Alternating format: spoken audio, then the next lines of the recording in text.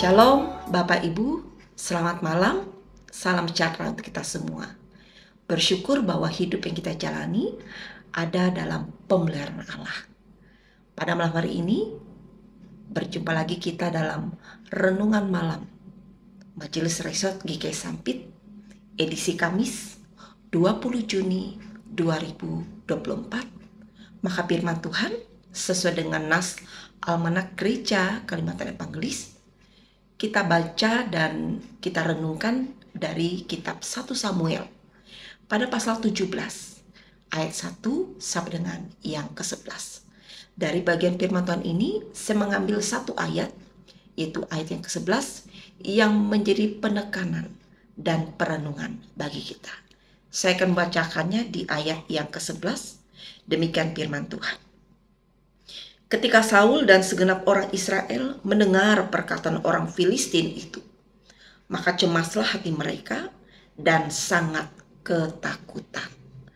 Bapak, Ibu, dan jemaat Tuhan, dari bagian nas firman Tuhan ini, perikopnya mengatakan Goliat menantang tentara Israel. Saya mengangkat sebuah tema dari perenungan ini, yaitu jangan takut karena Allah beserta kita. Ibu, Bapak, dan jemaat Tuhan yang diberkati. Cemas itu merupakan penyakit hati yang dialami oleh setiap manusia.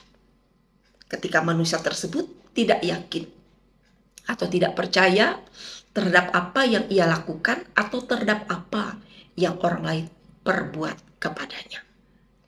Cemas sebenarnya bagian dari rasa takut atau gelisah. Sedangkan arti dari kata takut adalah merasa gentar atau ngeri saat menghadapi sesuatu yang dianggap akan mendatangkan bencana baginya. Nah, menariknya firman Tuhan kita dalam nas hari ini 1 Samuel pada pasal 17 ayat 1 sampai dengan 11 itu menceritakan tentang tentara Israel yang sedang diperhadapkan dengan tentara Filistin yang terus menggalang kekuatannya untuk berperang. Bisa kita baca dari 1 sampai dengan yang ketiga. Bahkan tentara Filistin memberikan kejutan bagi tentara Israel dengan menampilkan Goliat yang memiliki postur tubuh yang tinggi besar dan berperawakan seperti raksasa. Saya akan bacakan dari 4 sampai dengan yang ke-7. Lalu tampillah keluar seorang pendekar dari tentara orang Filistin. Namanya Goliat dari Gat. Tingginya 6 hasta sejengkal, ketopong tembaga ada di kepalanya, dan yang memakai baju zirah yang bersisik.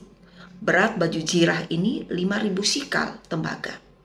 Dia memakai penutup kaki dari tembaga, dan di bahunya ia memanggul lembing tembaga.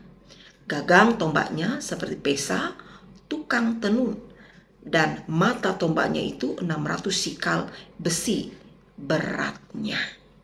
Dan seorang pembawa perisai berjalan di depannya.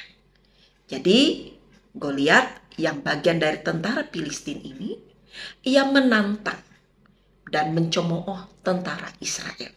Bisa kita lihat di ayat 8 sampai dengan 10. Nah, hal inilah yang membuat Saul dan segenap orang Israel, bahkan tentara Israel, menjadi ketakutan di ayatnya yang ke-11. Bapak, Ibu, dan jemaat yang diberkati, bangsa Israel rupanya sudah lupa bahwa Allah memihak dan menyertai mereka. Mereka lupa bahwa Allah pernah mengeluarkan mereka dari perbudakan di Mesir untuk masuk ke tanah Kanaan yang Allah janjikan kepada mereka. Mereka lupa bahwa mereka bisa meruntuhkan tembok Yeriko itu karena penyertaan Allah. Sedikit pun mereka tidak mengingatnya. Yang ada hanyalah rasa takut, rasa khawatir, rasa cemas, sehingga tidak seorang pun dari tentara Israel yang berani maju menjawab tantangan dari Goliat. Bahkan Saul pun bersembunyi dalam rasa takut, padahal ia adalah seorang raja bagi bangsa Israel saat itu.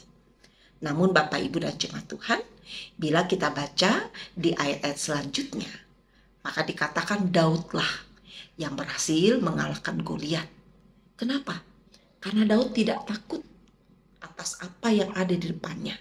Sebab ia meyakini Allah menyertainya. Dan Allah ada di pihaknya. Dan akan memberikan kemenangan kepadanya. Ibu, bapak, dan jemaat, ketakutan dan kecemasan Saul, bahkan umat Israel dan tentara Israel, tentunya menjadi cerminan di dalam hidup kita, umat percaya. Kita selalu berpikir negatif ketika masalah hidup menghampiri kehidupan kita. Kita anggap itu sebagai raksasa besar yang sulit untuk kita kalahkan. Dan sepertinya tidak ada jalan keluar. Bahkan karena beratnya masalah, sehingga Tuhan Allah pun menjadi terlupakan di dalam hidup kita. Padahal Bapak Ibu, kita sudah diperlengkapi dengan senjata Allah, yaitu ikat pinggang kebenaran, baju jirah keadilan, kasut kerelaan, perisai iman, ketopong keselamatan, dan pedang roh. Dan itu tertulis dalam kitab Efesus di pasal 6 ayat 10 sampai dengan 18. Karena itulah dari firman Tuhan ini, mari kita meneladani Daud yang sungguh mengimani bahwa Tuhan Allah selalu menyertainya di dalam kasih-Nya. Bahkan kasih Allah nyata di dalam perjalanan hidup Daud pun juga nyata di dalam hidup kita anak-anak Tuhan di masa kini yang tentunya percaya dan mengimani bahwa Tuhan Yesus akan selalu menjaga kita melewati berbagai tantangan dan cobaan hidup. Mari Bapak Ibu imani bahwa badai hidup yang kita alami itu tidak melebihi besarnya kuasa dan pemeliharaan Allah di dalam hidup kita.